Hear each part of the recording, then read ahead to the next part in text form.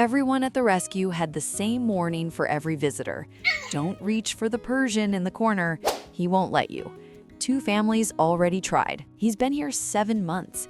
And the man who finally got through to him, he didn't reach either. He just sat down on the floor and waited. Everyone at the rescue said the same thing. Don't get attached to that one. He doesn't let people touch him. He doesn't purr. He doesn't play. He just sits there and stares at you like you personally offended him by existing. And if you reach for him, he leaves the room without a word. They had named him Duke, which felt about right.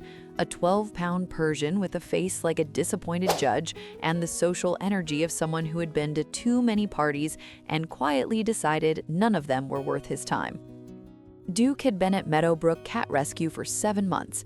Before that, 2 homes. The first family returned him after 3 weeks, saying he was antisocial.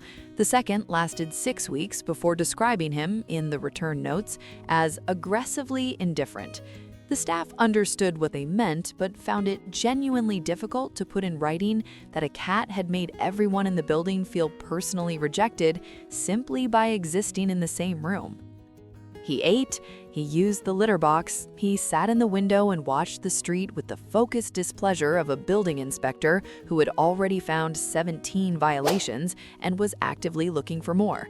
He was, by every measurable standard, completely fine. He had food, shelter, people who cared for him every single day.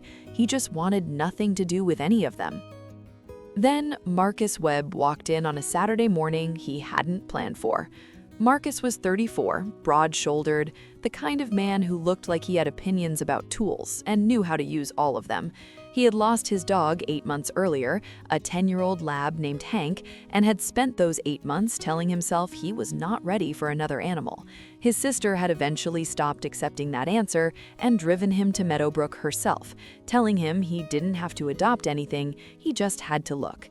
He looked at the kittens, he looked at the senior cats, he walked past the Persian in the corner twice before stopping on the 3rd pass.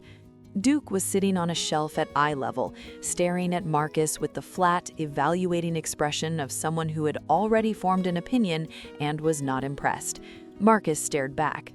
Neither of them moved for almost a minute. "What's his deal?" Marcus asked the volunteer. "She doesn't really like people," she said. "Neither do I," Marcus said, and then he sat down on the floor in front of Duke's shelf and didn't reach for him or speak to him or do anything at all. He just sat there. Duke looked at him, looked away, looked back. His tail moved once, a single slow sweep, and then went perfectly still again. They stayed like that for 11 minutes, Marcus on the floor, Duke on his shelf, neither asking anything of the other.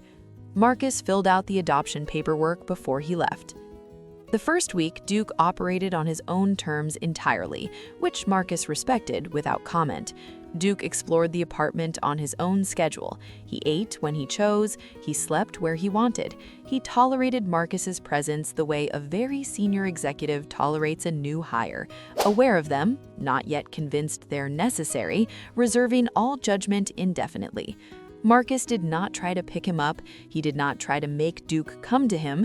Every evening he sat on the couch and watched television and did not look at Duke directly. And every evening, Duke moved approximately 6 inches closer than the night before.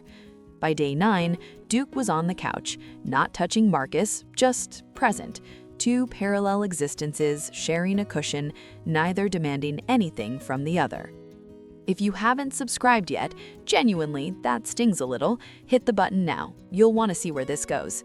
On the 11th day, Marcus fell asleep on the couch at 9:30 p.m. He woke at midnight to find Duke sitting on his chest, staring at his face from a distance of approximately 4 inches. Marcus held very still. Duke headbutted him once, hard, directly on the chin.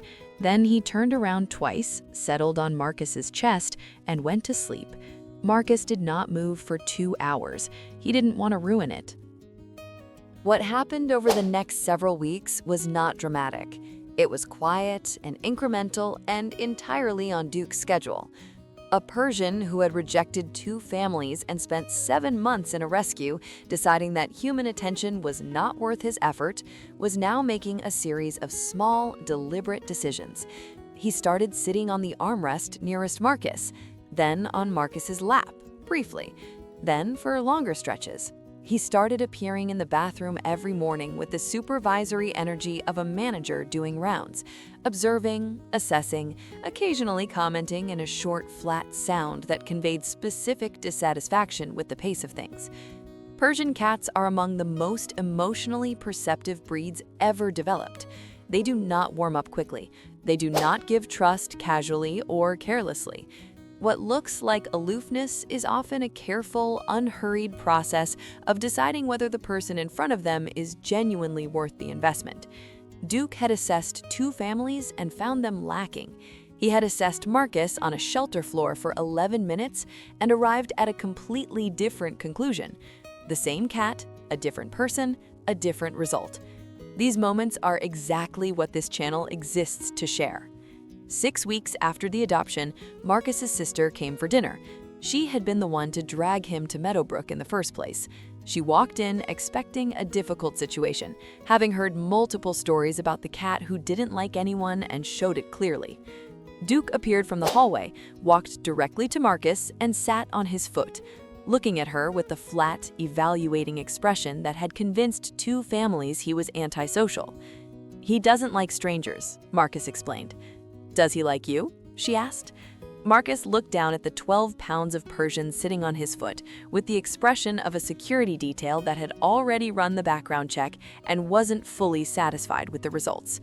"I think so," Marcus said. He's not really the type to say it outright. That was 8 months ago. Duke still has the face, the flat, unimpressed expression that made everyone at Meadowbrook say, "Don't get attached to that one." He still sits in the window and watches the street like he's compiling a detailed report. He still appears in the bathroom every morning to supervise. He still headbutts Marcus once, hard on the chin every single night before bed, without fail, without exception.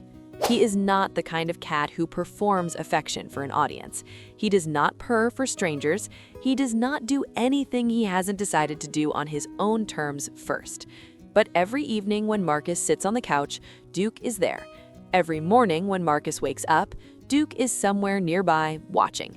And sometimes, when Marcus has had a hard day and sits quietly without turning on the television, Duke will climb onto his chest, settle in, and stay there without being asked. Not every love announces itself loudly. Some love just shows up, sits on your foot, and stares at strangers until they understand exactly how things are.